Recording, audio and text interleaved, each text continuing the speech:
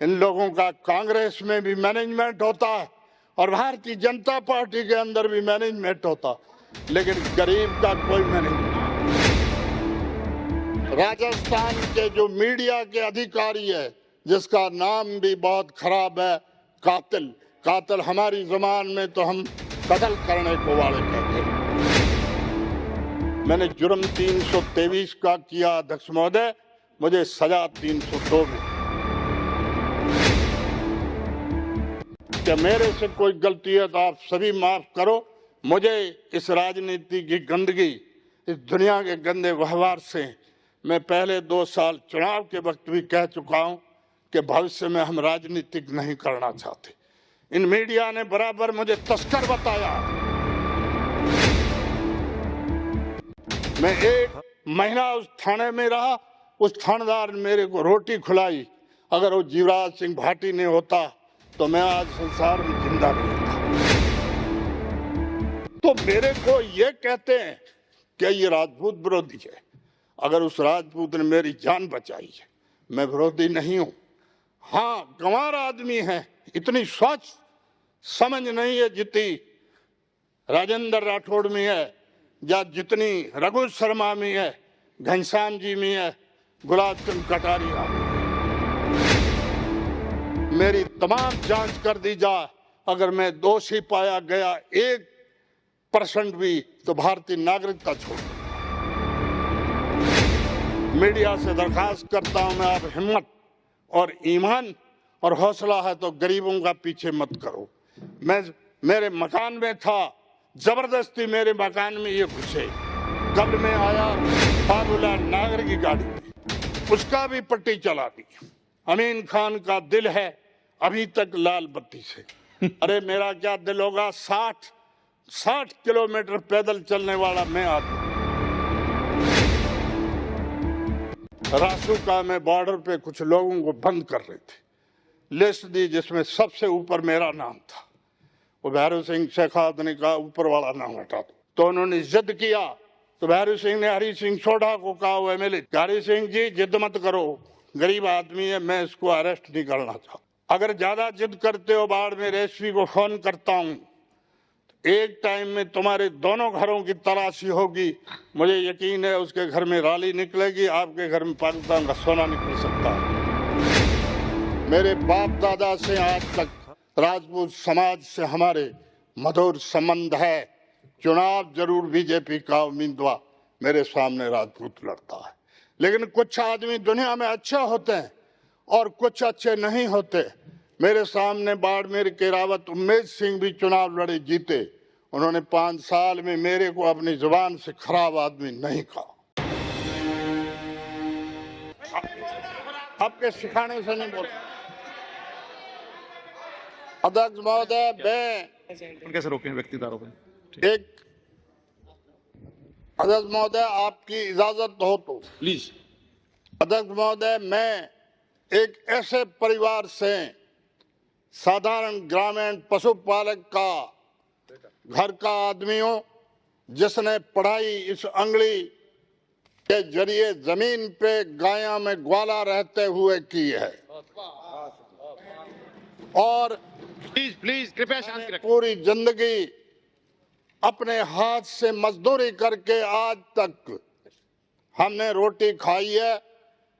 हमने शोषण करके, ठगी करके, चोरी करके या तस्करी करके एक दिन भी खाना नहीं खाया, न किसी ऐसे आदमी के घर खाया। लेकिन जाने अनजाने में इतने हम बुद्धिमान नहीं है कि ऐसे शब्द को राष्ट्रपति के नाम से यूज करना नहीं चाहिए था। वो मेरे से भूल में हुआ। पाली जिला कांग्रेस कमेटी का सम्मेलन था, उस सम्मेलन में कांग्रेसियों में भारी रोष था और कांग्रेसियों ने सरकार 2 साल के पर असंतोष जाहिर किया। तब मैंने इंदिरा गांधी की उस किताब के अनुसार किचन कैबिनेट का उस राष्ट्रपति महोदय का हवाला देते हुए मैंने उनकी तारीफ की है। मैंने इंदिरा गांधी की तारीफ की है, मैंने सोनिया गांधी की तारीफ की है। उस शब्द को इन्होंने कोई बढ़ा चढ़ा करके मैंने महसूस किया कि लगातार 3 दिन मीडिया ने पट्टी चलाई तो मेरे प्रति उनकी एक सोच विचार षड्यंत्र योजना थी जिसमें मैं फैलूंगा। अध्यक्ष महोदय, मैं विपक्ष के मेरे भाइयों को कुछ भी कहा हुआ उनको तो माफ करता हूं, क्योंकि उनका हमारे विरोध करने का कर्तव्य बनता है भारतीय संविधान की व्यवस्था के अनुसार। लेकिन मेरे साथी 1-2 आदमियों ने ये सारा धंधा किया है। राजस्थान के जो मीडिया के अधिकारी है, जिसका नाम भी बहुत खराब है, कातिल हमारी जबान में तो हम कत्ल करने को वाले कहते हैं, इसका यूज किया गया और इससे सारा 3 दिन मेरे खिलाफ मीडिया से प्रचार करके मेरे को त्याग पत्र देना पड़ा। त्याग पत्र मैं अपने आप में वाजिब मानता हूं, क्योंकि राष्ट्रपति ने अपनी तौहीन मान ली तो मुझे त्याग पत्र देना अनिवार्य था। माननीय मुख्यमंत्री का तो मैं एहसानमंद हूं। मेरे जैसे आदमी को दूसरा होता तो कोई मंत्री नहीं बनाता। मुख्यमंत्री जी ने मुझे मंत्री बनाया। 2 साल बाकी बचे हैं, करीब 2 साल में मंत्री रह गया। मेरे जैसे गरीब परिवार की हिस्ट्री में एक नाम मंत्री राजस्थान में आना भी मैं बहुत बड़ी इज्जत और फख्र महसूस करता हूं। कुछ आदमियों ने राजपूत समाज विरोधी मुझे बताया। मेरे बाप दादा से आज तक राजपूत समाज से हमारे मधुर संबंध है। चुनाव जरूर बीजेपी का उम्मीदवार मेरे सामने राजपूत लड़ता है, लेकिन कुछ आदमी दुनिया में अच्छे होते हैं और कुछ अच्छे नहीं होते। मेरे सामने बाड़मेर के रावत उम्मेद सिंह भी चुनाव लड़े, जीते। उन्होंने 5 साल में मेरे को अपनी जुबान से खराब आदमी नहीं कहा। और पिछले चुनावों में मेरे 2 चुनाव में लड़े उस आदमी के जो हालत अजीब है, जो बीजेपी वाले भी जानते हैं और अधिकांश बीजेपी के लोग भी उसके खिलाफ हैं। उन्होंने राष्ट्रपति भवन को एक जातीयता के हिसाब से इस्तेमाल करके कहा कि राजपूत समाज की इसने तौहीन कर दी, नाक भर दिया और राष्ट्रपति को मजबूर करके इन सोनिया गांधी को कहलाना पड़ा, जिससे मुख्यमंत्री को सोनिया गांधी ने इस्तीफे के लिए कहा। मुझे ये आज की तारीख से पक्का विश्वास है और मुझे कोई फिक्र भी नहीं है। सोनिया गांधी ने अपनी जबान से किसी को भी कहा, ये कहा, इस आदमी को मैं जानती हूं, ये हमारे परिवार के प्रति लॉयल है, लेकिन राष्ट्रपति जी नाराज है, इसलिए इस्तीफा लेना चाहिए। मैंने इस्तीफा खुशी से दिया। मैं मीडिया के साथियों को कहता हूं, अगर आप में हिम्मत हो, अगर आप में काबिलियत हो, अगर आप में कला हो, तो करोड़ों रुपए जो खा के बैठे टैक्स के, करोड़ों रुपए के घोटाले करके बैठे, उनको फंसा के देखो। हमारे साथी विधायक ने जिन्होंने मेरो निकलाने की कोशिश की, उसकी एक खाद बीज भंडार के अंदर 1,72,00,000 रुपया बकाया। वृद्धिचंद जैन जो पूर्व एमएलए थे, उन्होंने मुकेश शर्मा आईएएस था, उसने 1,72,00,000 की बकाया बताई और उस पर कार्रवाई नहीं हुई। उसके बाद में भारतीय जनता पार्टी की सरकार आई तो भी उस फाइल को दबाने की कोशिश की। इन लोगों का कांग्रेस में भी मैनेजमेंट होता है और भारतीय जनता पार्टी के अंदर भी मैनेजमेंट होता, लेकिन गरीब का कोई मैनेजमेंट। आज एक मसला आया होम मिनिस्टर के नाम से, मैं तो उसको भी एक छोटी सी भूल मानता हूं, कोई गंभीर खतरा वाली बात नहीं मानता, लेकिन ये कारतूस मेरे से रिकवर होते तो मैं अरेस्ट होता। और अगर मैंने जितना जुर्म किया है, इतना अगर जुर्म मेरी जगह दूसरे हमारे मंत्री ने किया होता तो ये मीडिया भी कुछ नहीं बोलता, एक लाइन कह के चुप होता। मैं सीमावर्ती मुसलमान। अब अध्यक्ष महोदय, मैं मेरी हिस्ट्री बताता हूँ। सन 1939 में मेरा जन्म देतानी गांव के तहसील शिव में हुआ, जो पाकिस्तान की सीमा से मात्र 15 किलोमीटर दूर है। हमेशा मेरे को उस तहसील में कांग्रेस का कोई सदस्य नहीं बना ताला। उस जमाने के बिरदीचंद जैन पूरे जिले का, उस तहसील का दौरा किया, मेरे को कांग्रेस का सदस्य बनाया और मैं कांग्रेस की सदस्यता के कारण वहां से संघर्ष में पिटता रहा।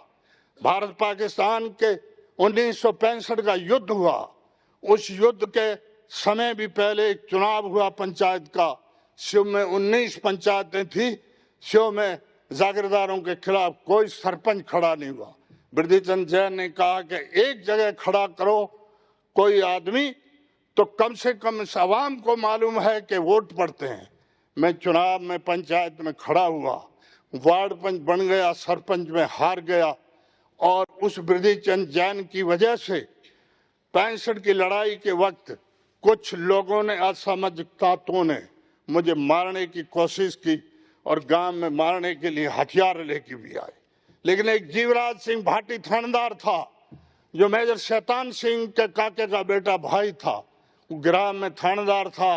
वो तत्काल मौके पर पहुंचा, उसने कहा सिचुएशन मैंने सारी मालूम की है, आपको खत्म कर देंगे, आप मेरे थाने में बैठ जाओ। मैं 1 महीना उस थाने में रहा, उस थानेदार ने मेरे को रोटी खिलाई। अगर वो जीवराज सिंह भाटी नहीं होता तो मैं आज संसार में जिंदा नहीं होता। तो मेरे को ये कहते हैं कि ये राजपूत विरोधी है। अगर उस राजपूत ने मेरी जान बचाई है, मैं विरोधी नहीं हूं। हाँ, गंवार आदमी है, इतनी सोच समझ नहीं है जितनी राजेंद्र राठौड़ में है या जितनी रघु शर्मा में है, घनश्याम जी में है, गुलाब चंद कटारिया में है। उनसे हम समझ से बहुत दूर हैं। हमने ये भी सुना है अंग्रेजों ने इस देश का कानून बनाया जिसका नाम आईपीसी है और उस आईपीसी में संगीन धारा दफा 302 है। 302 में भी सुप्रीम कोर्ट ने देश में सजाएं उन मुलजिमों को दी है जिसका सबूत बदध्यांति से मुलजिम मारा गया। तो मैंने जुर्म 323 का किया अध्यक्ष महोदय, मुझे सजा 302 में मिली। इसलिए मैं सभी सदन से आगाह करता हूं कि मेरे से कोई गलती है तो आप सभी माफ करो। मुझे इस राजनीति की गंदगी, इस दुनिया के गंदे व्यवहार से मैं पहले 2 साल चुनाव के वक्त भी कह चुका हूं कि भविष्य में हम राजनीतिक नहीं करना चाहते। इन मीडिया ने बराबर मुझे तस्कर बताया है, पाकिस्तान से मिला हुआ बताया है और पट्टी उसके 2 दिन बाद तक चलाई। एक मैं याचिका आपके यहाँ दाखिल करना चाहता हूं, कृपया इंसाफ करें। अंत में मैं ये कहता हूं, कांग्रेस के आदमियों से न्याय कराना चाहूंगा तो फिर वो बात उठेगी। इस गुलाब चंद कटारिया की एक कमेटी बनाओ जिसमें एक कांग्रेस का एमएलए आपके सुरेंद्र जड़ावत को बना दो सदस्य, एक नरपत सिंह राजवी को बना दो सदस्य। ये तस्करी की, मिल्कियत की मेरी तमाम जांच कर दी जाए। अगर मैं दोषी पाया गया 1% भी तो भारतीय नागरिकता छोड़ दूंगा। नहीं तो अध्यक्ष महोदय, कमजोर टाली हमेशा टूटती है। ताकतवर चाहे कुछ भी धंधा करे उसको कोई पूछने वाला नहीं है, राज्य चाहे इधर का हो चाहे इधर का हो। मैं 93 में एमएलए नहीं था, भारतीय जनता पार्टी गवर्नमेंट थी।